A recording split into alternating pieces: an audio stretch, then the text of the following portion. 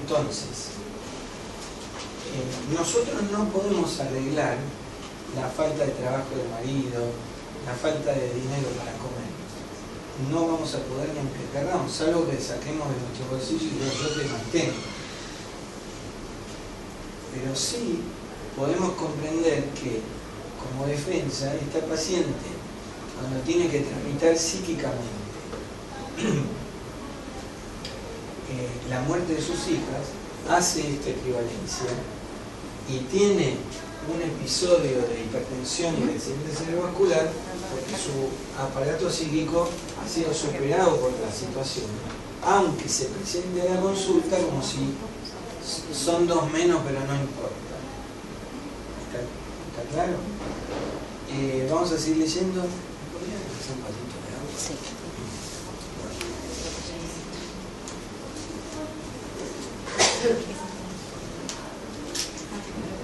Bueno, la Leti estaba muy enferma. El que nació estuvo siempre enfermo, así que yo estaba esperando. Los médicos me dijeron que se iba a morir, así que yo estaba esperando. ¿Y qué sintió cuando eso ocurrió? Y no sé, pensaba otra vez lo mismo. Trámites, me acuerdo que llovía. Ven otra vez. Estaba re pesado. Yo soy muy calurosa. Cualquier cosa me da calor. Y más cuando me pongo nerviosa. Enseguida me muero de calor. Y me da mucho dolor de cabeza, mareo. Por ahí es por la menopausia, porque me está por agarrar. Muy bien. ¿Qué asocian ustedes acá? Ella empieza a hacer algo que nosotros llamamos elaboración secundaria psicosomática. Parafraseando a Freud, cuando habla de la elaboración secundaria del sueño. Vamos a ver, voy a borrar el aparatito de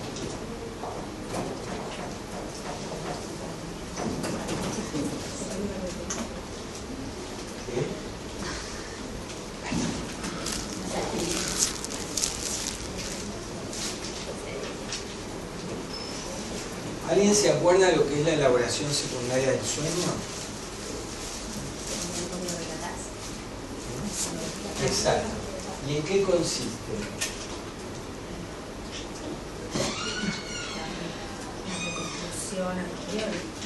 El sueño, si se relatara todo despedazado, incoherente como es en realidad, sería más fácil de velar su sentido. Entonces el soñante, cuando lo relata, llena todos los agujeros con artículos corrige los verbos Y hasta con interpretaciones quizá de uno. y hasta con interpretaciones le da un sentido coherente. Esa elaboración secundaria del sueño es encubridora del deseo inconsciente del sueño. Bueno, en psicosomática decimos que cuando el paciente dice será porque comí chorizo, es que ayer tomé frío, esas explicaciones actúan como la elaboración secundaria del sueño. Es decir, le dan una explicación simple y más o menos coherente a los síntomas somáticos actuales para no pensar qué hice ayer que me habrá despertado una sensación de angustia y entonces me bajaron las defensas y me engripé. En vez de eso dice, tomé frío. El mismo paciente que se fue a esquiar la semana anterior y volvió rozagante. ¿Está claro? O, es que comí chorizo, por eso tuve diarrea hoy. Entonces ya no es que la diarrea está relacionada con una situación con la mujer en la cual la mujer le dijo que quiere tener otro hijo y él no. Y entonces la diarrea es que tiene cagazo de tener otro hijo o es un aborto simbolizado en el cuerpo de él. Es que comió chorizo. Ahora, antes de ayer comió ravioles a la putanesca con salsa y no le produjo ningún tipo de diarrea. Entonces, atenti con la elaboración secundaria. En este caso que está dando, tomando los ejes de ayer, parece que todos son consecuencias. psicosomático. Consecuencia. Pensemos que si el fenómeno psicosomático era causa o consecuencia. En este caso pareciera que esta mujer le agarra la hipertensión porque no puede. Bueno, no es otra vez, es una buena pregunta. No, parece que lo planteo como consecuencia y que yo postulo una psicogenia. Pero vamos a ver si nos alcanza el tiempo hoy para explicar que no se trata de una psicogenia, sino de un encuentro de factores. Y cuando digo encuentro, estoy traduciendo al español una expresión de Freud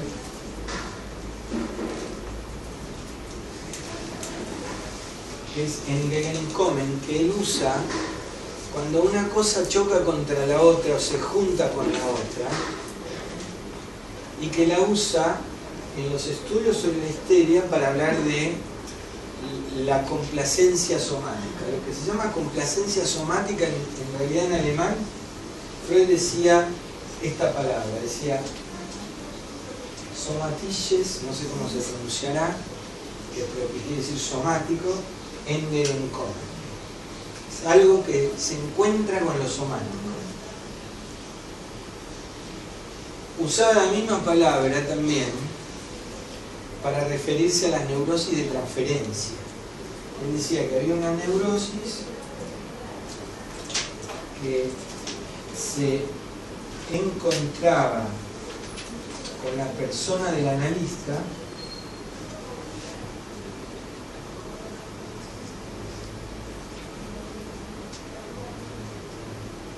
y el resultado era, ¿qué cosa? La neurosis de transferencia. Entonces, ni la persona del analista es consecuencia, ni causa, sino que hay un encuentro de dos elementos que genera un nuevo elemento. En la misma línea de las series complementarias. Como las series complementarias, sí, sí. La tercera situación en la que él usa esta palabrita de Entgegenkommen es cuando dice que el deseo inconsciente del sueño se encuentra con algo que ahora vamos a ver y el resultado es el sueño manifiesto.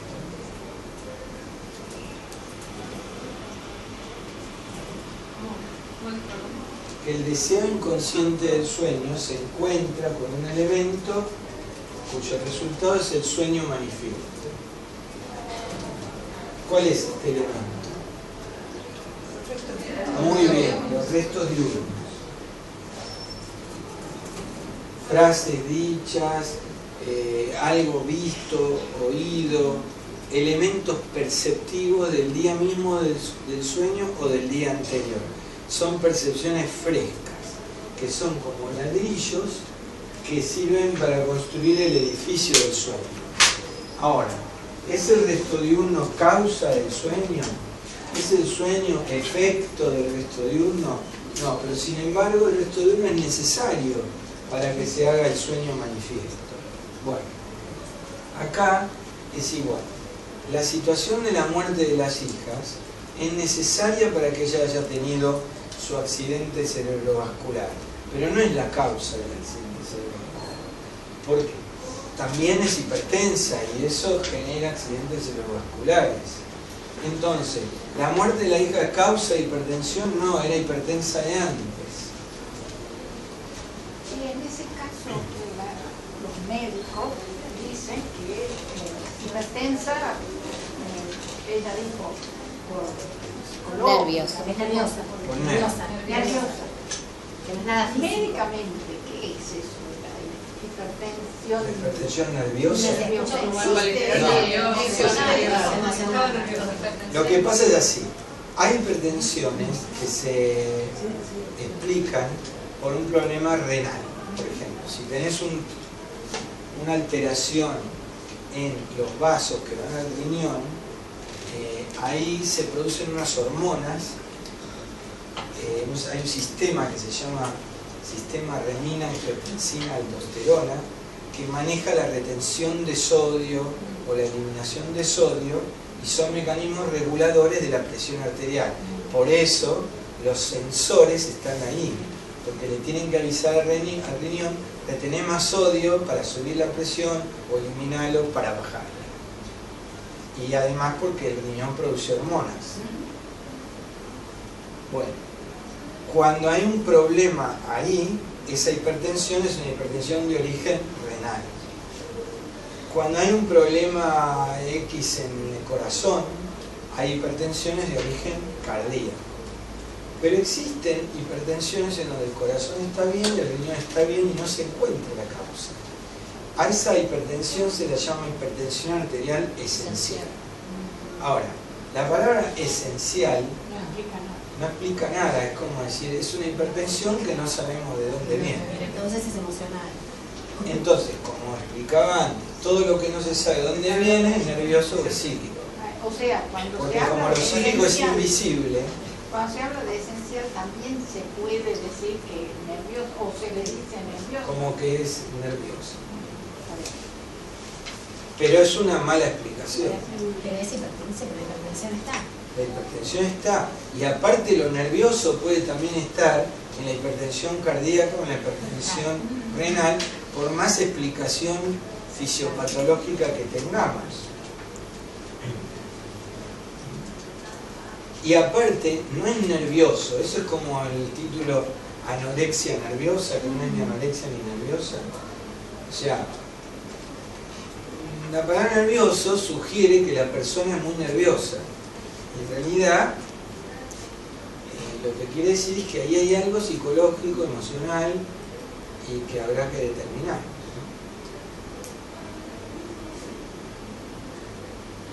Bueno, ¿queda contestado entonces? Sí, gracias. Yo me quedé pensando en la pregunta que vos hiciste antes en relación a dónde estaba el deseo, ¿no? Y no sé si vas a seguir adelante con el material, pero hay, porque creo que una de las cuestiones más difíciles, me parece, en relación a esto de acceder al paciente con alguna enfermedad orgánica, es cuál es la vía de acceso. Porque uno que le va a decir, bueno, ¿qué va a hacer? ¿Uno pierde hijos en la vida? ¿O no se preocupe que su marido va a conseguir una changuita? Pero hay un aspecto, por lo menos a mí me dejó picando, que es el tema de la menopausia, ¿no? Cuando ella dice, ¿será por la menopausia? Entonces la menopausia, nosotros somos psicoanalistas, entonces tenemos que poder escuchar. Y esta es una vía de acceso que está alejada del dinero y está más o menos alejada del tema de las hijas. Pero es una vía de acceso, porque la menopausia pasa, ningún hijo es recuperable. Pero la menopausia lo que muestra no pasa, lo que muestra es que ya nunca más va a poder tener un hijo, más allá de que ningún hijo sea recuperable. Cierra toda posibilidad de engendramiento. Entonces, esa es una vía de acceso que tiene que ver con el paso del tiempo, si querés, la no posibilidad de volver a engendrar, ¿no? Como que ya no solamente perdió a las hijas, sino que se cerró un círculo biológico que le da la posibilidad de poder reemplazar, muy entre comillas, un hijo por otro. Me parece que el tema del deseo uno lo puede buscar por ahí, ¿no? ¿Qué le pasa? Se lo trajo ella. Claro, por ejemplo. Exactamente. Es importantísimo lo que ella está diciendo. Dentro de lo que la paciente trae como elaboración secundaria, se le cuela el problema principal. Ella ha perdido hijos, tiene calores y dice será la menopausia. ¿Y qué es la menopausia? La menopausia es no más hijos. Entonces, es casi como si dijera, perdí 2 hijos y ya no puedo tener más. Lo cual agrava la situación. Aunque no es que teniendo otro se cubre el que falta. Cosa que más de uno hace negando la muerte, ¿no? No, y muchas veces los mismos obstetras sugieren cuando se pierde un embarazo, bueno, tenga otro, como si fuera una cuestión de reemplazo, de sustitución, ¿no? De hecho, uno lo escucha con mucha frecuencia. Muy bien. A ver si...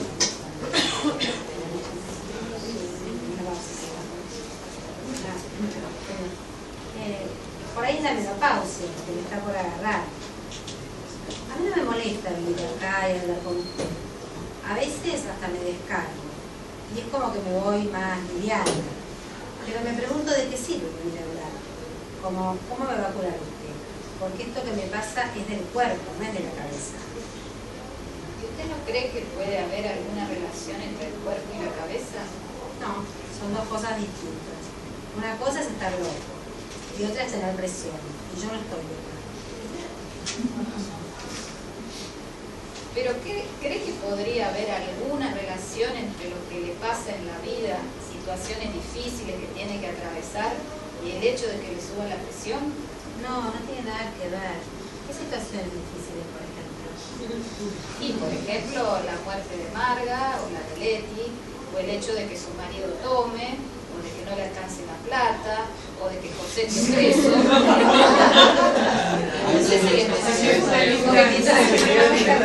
Esa no la sabíamos, tiene un hijo mayor que está preso. O sea, esto parece el vendedor de los colectivos que dice Si esto fuera poco. por el mismo precio le vendo un peine que se flexible. No, esas son cosas que pasan. Son el destino. Y uno no se enferma por eso. ¿Y por qué se enferma uno? Alto. Fíjense que acá, aunque es algo que la terapeuta lo hace a propósito, no es ingenua, pero se está empezando a invertir la demanda, no la enumeración. Cuando la terapeuta dice, ¿y por qué se enferma uno? Es la pregunta que debería hacer la paciente, ¿no? Igual se entiende que la terapeuta lo hace como queriendo sustituir lo que la paciente no hace. Así de gorda, que tiene esa mujer. Todo lo que le pasa.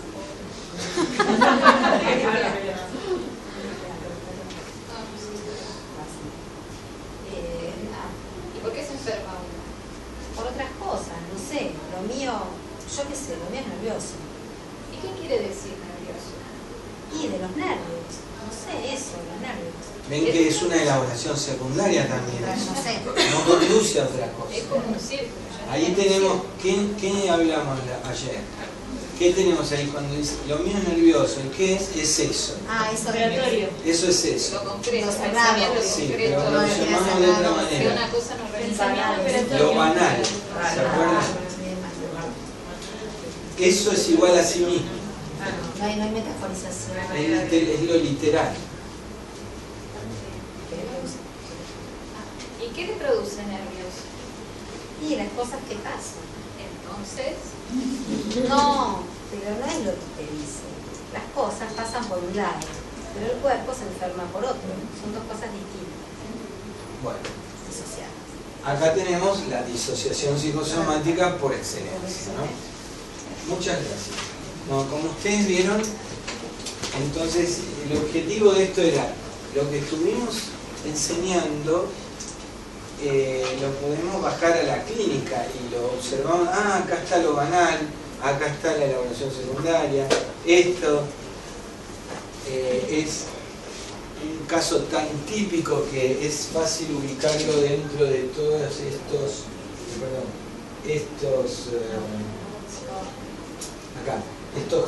compartimientos y no dentro de estos otros, porque coincide en todos, ¿verdad? Bueno, vamos ahora a otro tema relacionado que es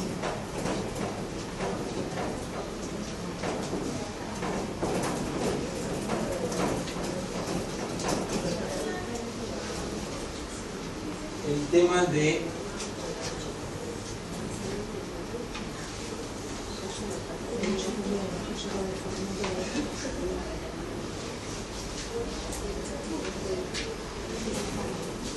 la identificación y los mecanismos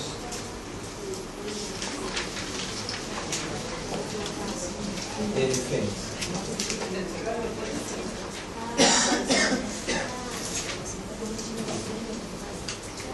En la histeria vamos a tener una identificación histérica.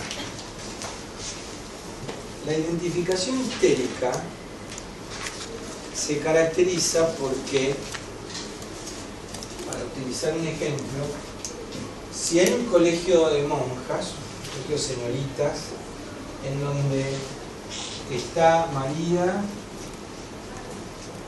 de los Ángeles y de pronto está Carmen. Y Carmen tiene novio y recibe una carta del novio. Vamos a hacer de cuenta que todavía en vez de SMS, emails, se mandan cartas. Entonces recibe la carta viene perfumada con un WhatsApp. violín rojo y es una carta de amor. Entonces la vamos a representar como que tiene acá su corazón. Carmen recibe la carta y Carmen tiene tos. María de los Ángeles ve que Carmen recibe la carta y querría tener un novio como el que tiene Carmen y que le diga esas cosas tan lindas y recibir la misma carta. Entonces, María de los Ángeles, supongamos que el novio se llama Oscar. A María de los Ángeles le interesa Oscar, pero lo tiene prohibido porque es pecado, o porque no tiene éxito con el muchacho, yo qué sé. El asunto es que desea a Oscar, pero Oscar es el novio de la amiga de ella. Entonces, Carmen se identifica con la tos, María de los Ángeles se identifica con la tos de Carmen. Hace una identificación histérica por medio del rasgo de Carmen que es la tos. Toser en María de los Ángeles representa, simboliza un deseo oral, sexual, dirigido a Oscar, compartido en el deseo con Carmen. A esto lo vamos a llamar identificación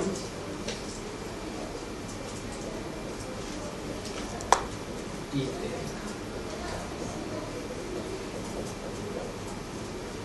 Ahora, borremos a Oscar.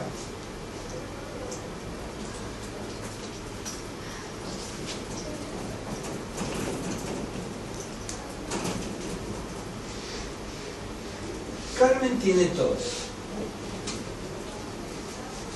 Y María de los Ángeles se identifica con la tos de Carmen porque María de los Ángeles quiere ser Carmen. No le importa si está Oscar en el medio o no. Y no es que quiere una relación homosexual con Carmen.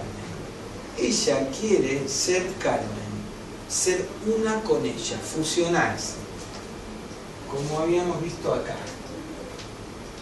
Entonces tiene una identificación que se llama mimética. Como esas identificaciones atañen a un yo que tiene las fragilidades de las que habíamos hablado, no está terminado de definir, es un yo débil o es una subjetividad que no adivino completamente, entonces el deseo de ser Carmen es un deseo mimético porque va a tener mucho más de imitativo que de adquisitivo de determinadas propiedades. Y esa imitación puede ser global o superficial. Si es global, puede ser una identificación mimética, como venimos hablando, y si es superficial, va a ser una identificación mimética, pero especial, que no permite la concepción de ningún interior. Va a funcionar como una escenografía, como si el cuerpo fuera bidimensional. Y va a utilizar un tipo de símbolos que un autor argentino, que ya lo van a ver ustedes en el siguiente, que lo van a explicar las coordinadoras, que se llama símbolos fachada. Bueno. ¿Es identificación primaria, total, masiva o no? Bueno, es una falla en la identificación primaria. Pero funciona como una identificación primaria porque es constitutiva. Ustedes saben que Freud decía que la identificación primaria se daba antes de cualquier investidura de objeto. Y efectivamente acá no hay una investidura de objeto porque todavía estamos en un plano narcisista. Ahora, para esto no es que tiene que ser un psicótico el paciente. Les voy a contar una serie de casos que han sido publicados, no son casos míos, aunque yo he visto también en mi consultorio situaciones así. Una mujer tiene la madre con un Alzheimer y tienen una estancia y la madre sale a caminar y se les descuida, la descuidaron y desaparece, no aparece más, no aparece y la buscan por todos lados, no la encuentran y 5 días después un albañil, un obrero la ve tratando de sacar agua del aljibe y ve que se cayó al aljibe y se ahogó. Entonces la sacan de los pelos, ¿no? Con el cuerpo macerado por el agua, un desastre, ¿no? La hija ve eso y tiene abruptamente una reacción corporal que culmina en una enfermedad que se llama alopecia areata y que cuando abarca todo el pelo de la cabeza más algunas partes del pelo del cuerpo se llama alopecia total o alopecia universal. La explicación de la alopecia es compleja, algunos lo atribuyen a una reacción autoinmune, hormonal, en fin, hay distintas teorías, pero el asunto es que esta mujer, la visión de la madre muerta, tirada de los pelos, le produce un impacto traumático. Y ese impacto traumático, por un mecanismo sin duda identificatorio, termina interviniendo para que a ella se le caigan los pelos de la cabeza. Un colega me contó una situación similar de una mamá que tenía hijos mellizos y los tenía en un cochecito doble y de pronto también un accidente en un ascensor, parece que uno de los chiquitos se raspa la cabeza contra la pared del ascensor, que se abrió la puerta, no sé, algo que como me fue relatado así como una anécdota, no sé los detalles. Y la madre hace una alopecia de toda la cabeza. Bueno.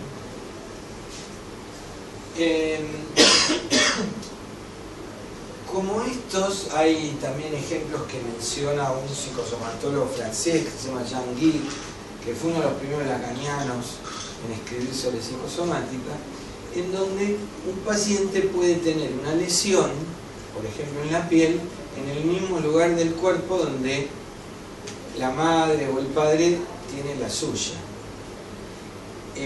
Hay publicado también en un libro que se llama The Book of the Skin, que es el libro de la piel, de una mujer que desarrolla un eczema atópico, que es una alergia, en una parte de la muñeca, exactamente donde la madre tenía un tatuaje de su campo de concentración, que se lo quería sacar y no podía.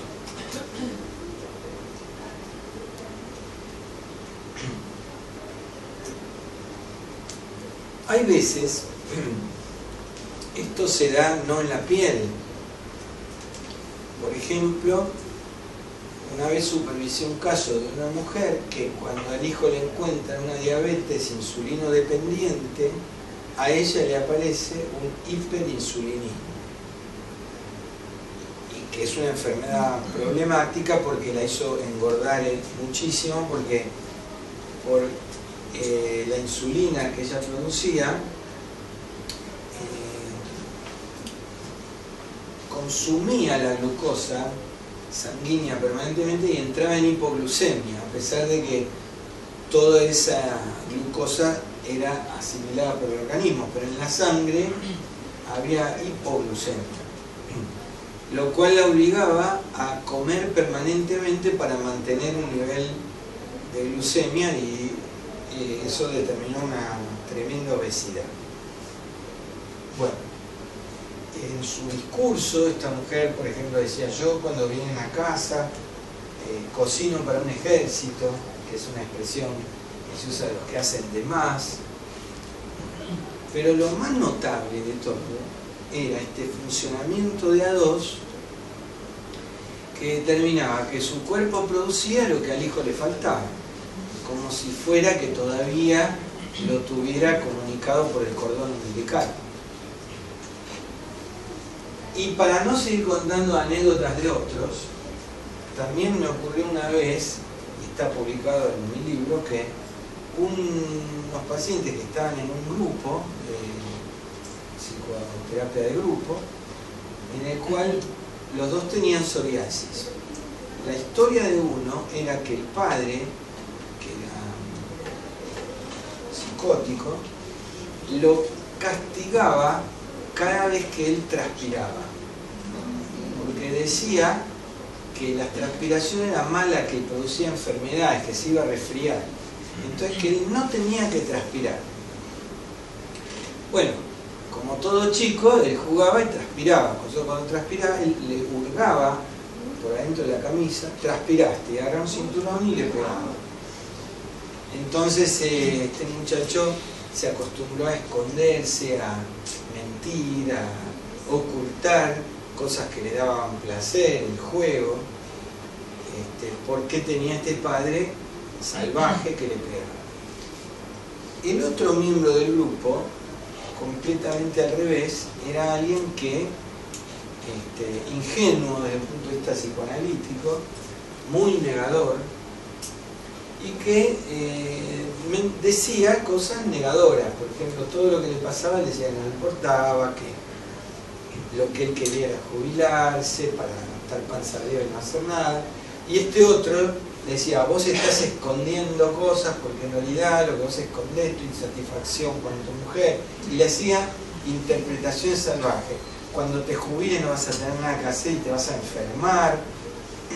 Bueno, tanto lo acosaba, como su padre a él, que un día viene este paciente, el negador, y dice: no voy a venir más al grupo porque me broté de psoriasis. Y yo vengo acá para que me haga bien, no para empeorar. El dermatólogo que trabajaba conmigo dice: bueno, a ver, vamos a ver el brote. Lo ve y tenía un brote no de psoriasis, sino de sudamina. La sudamina es una inflamación de los poros que se produce por la transpiración. Ahora, este paciente de la sudamina no conocía la historia del otro. Lo único que sabía es que el otro lo acosaba permanentemente. Para nosotros, evidentemente, ocurrió un fenómeno psicológico, transindividual, por el cual la sudamina del segundo es parte de la historia del primero. ¿Ah? Este es un fenómeno identificatorio de tipo narcisista, que sigue una lógica que Joy McDougall la llamó un cuerpo para dos, y que es la misma lógica de la del hiperinsulinismo con la diabetes, o la de la alopecia con la de la mamá sacada de la aljibe, y que produce este funcionamiento de un cuerpo para dos, fenómenos identificatorios, pero de la índole de como un intento de reconstitución subjetiva, que es como si arrancara Windows de nuevo, pero con una falla. ¿Me entienden?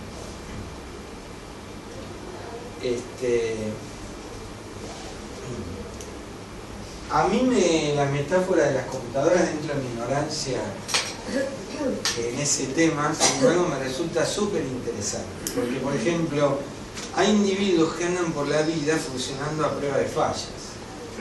Que es como uno activa Windows cuando hay un error, y entonces lo pone a prueba de fallas y algunos programas no funcionan, pero le sirve para tener Windows, si no, ni arranca.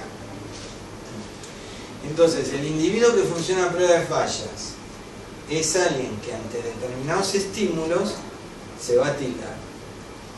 Se va a tildar porque está funcionando temporariamente y hay unos programas que no tienen.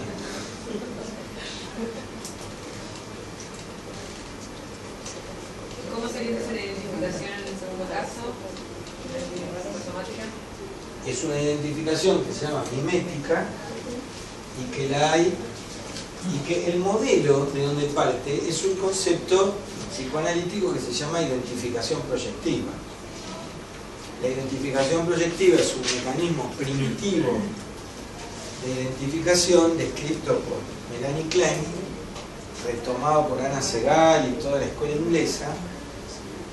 Actualmente hay un analista italiano que trabaja mucho con ese tema, que es Antonino Ferro.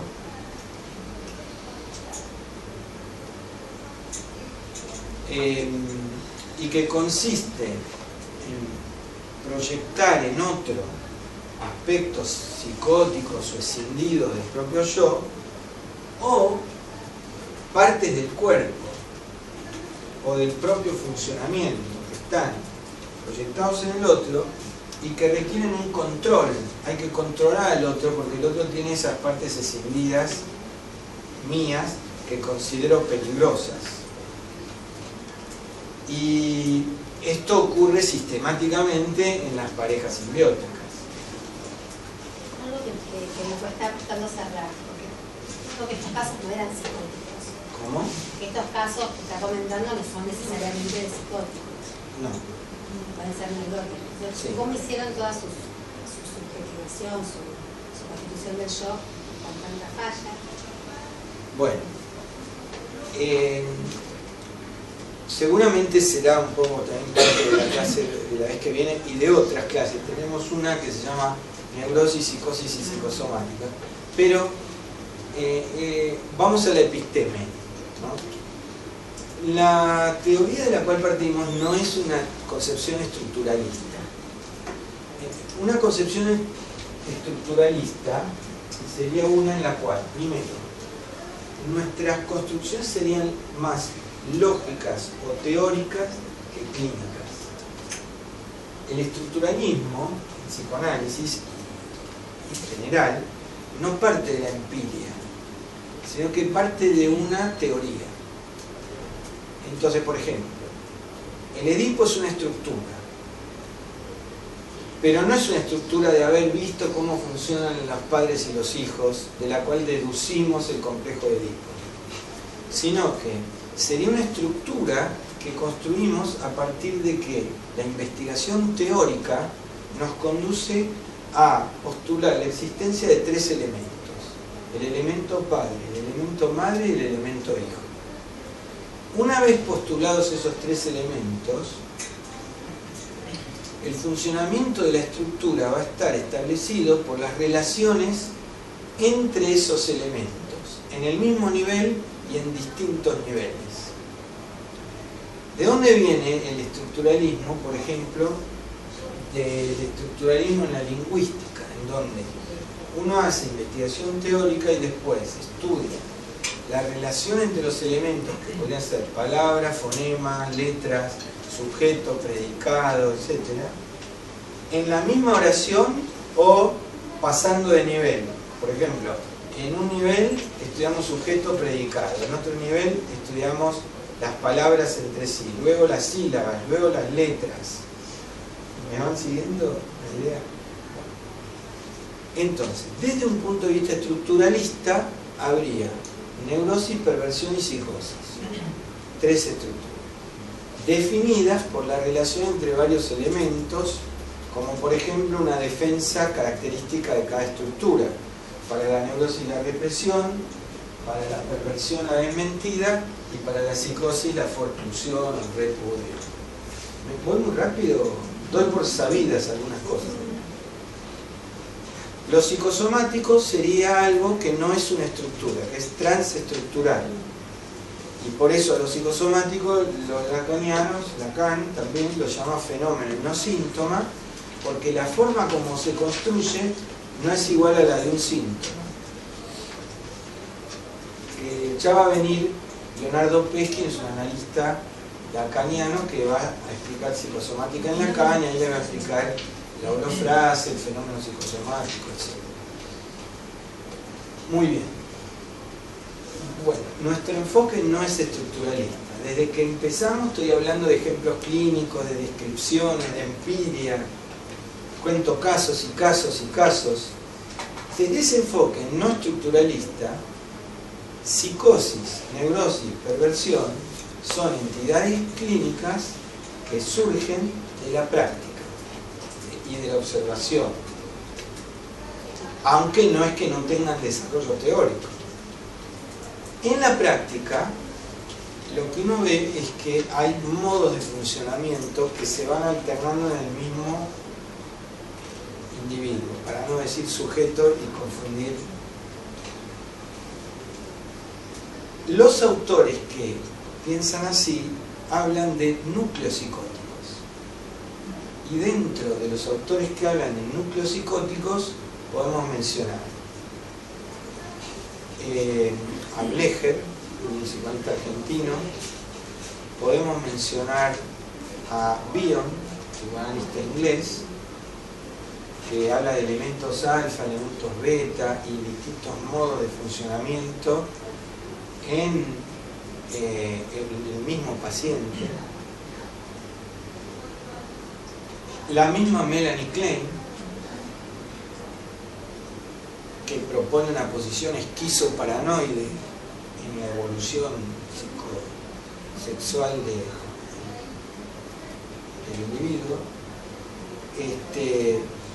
Zuckerfeld, aquí en Argentina, también habla de modos de funcionamiento y propone un modelo del aparato psíquico que se llama tercera tópica.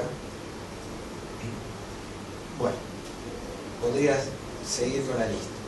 Entonces, la respuesta a tu pregunta, que es muy buena, es que la única manera de explicar que alguien tenga un funcionamiento psicótico y a la vez también pueda ser capaz de funcionamiento neurótico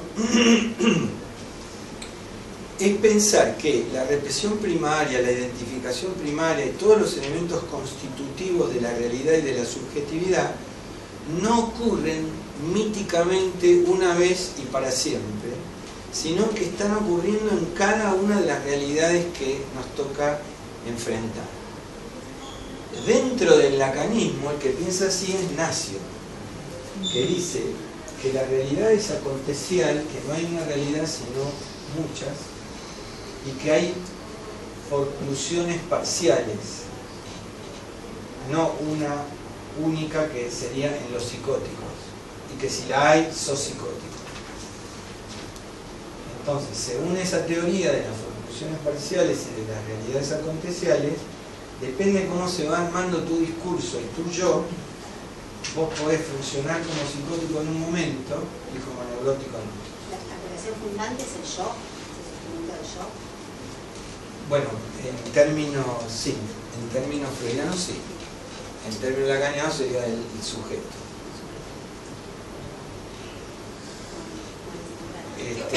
Hay alguien que no está pudiendo, porque por ahí yo estoy explicando, dando por sabidas cosas, y por ahí cuando tenemos médicos en el curso es un problema, porque todo lo que yo dije hoy para un médico se dijo como que yo chino. ¿Alguna duda, preguntas? ¿Qué libro de Nacio recomiendas? De Nacio les recomiendo Los ojos de Laura,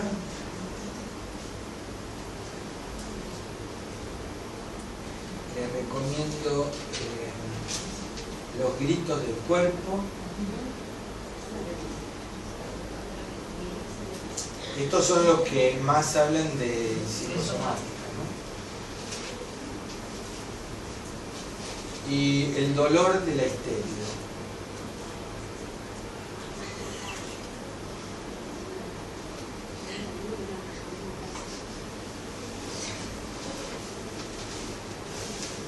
Bueno, entonces, identificación histérica, identificación mimética.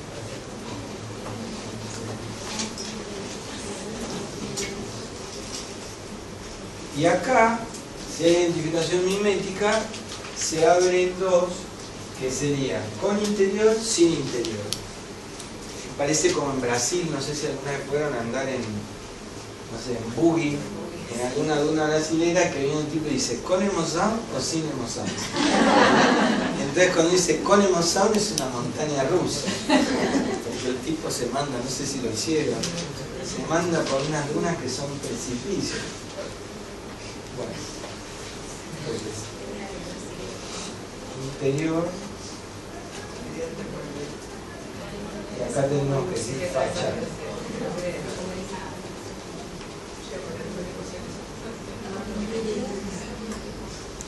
Bueno, las defensas.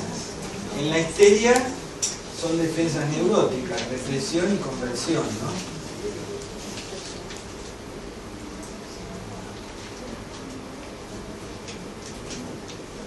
Y en psicosomática las defensas más habituales son la desmentida, que no los transforma en perversos, por la misma razón que estaba explicando antes.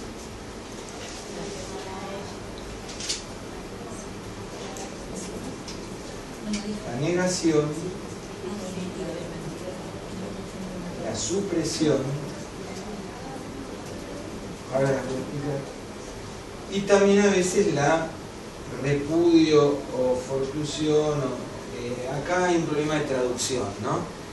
En la teoría lacaniana es forclusión, en la freudiana sería desestimación por el juicio, o a veces Freud usa la palabra repudio, pero esa confunde porque también usa repudio para referirse a la desmentida, ¿no? Si quieren ponemos desestimación.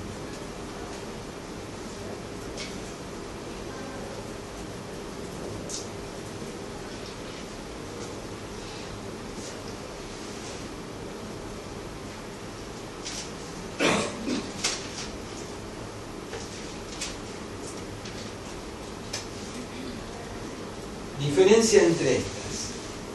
La negación es, ¿murió alguien? Es decir, no murió. ¿Sí? Por ejemplo, negación es, odio a la nueva mujer de mi papá. No es porque se lo haya llevado. Se traduce, es porque se lo llevó. ¿Sí?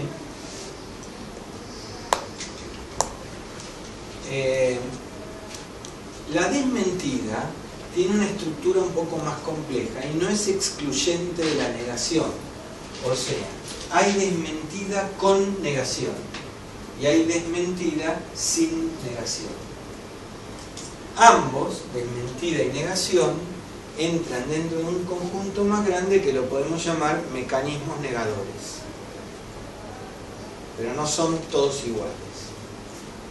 La estructura más común de la desmentida sería,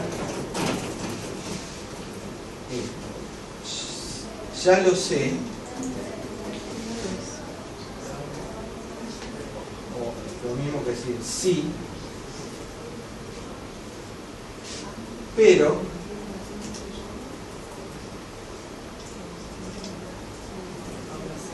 aún así no. Ejemplo. Murió el hijo, pero tengo la habitación del hijo intocable, con toda su ropa en el placar, sus juguetes, ordenada, preparada como para que en cualquier momento viene y la vuelva a usar. Entonces, ya sé que murió el hijo, pero aún así la habitación no se toca. Eso es una desmentida típica. La otra, agarren el diario, cualquier día un político tiene alguna. Un político pronuncia alguna desmentida. Por ejemplo, yo qué sé, sí a una cosa y al mismo tiempo no a la misma cosa. O sea, y ese no o está dicho o es en acto. Digo algo y hago lo contrario, sin ningún tipo de contradicción. Entonces la desmentida se caracteriza por la coexistencia en el mismo plano de dos elementos contradictorios separados por una preposición que se llama adversativo. Pero aún más, sin embargo,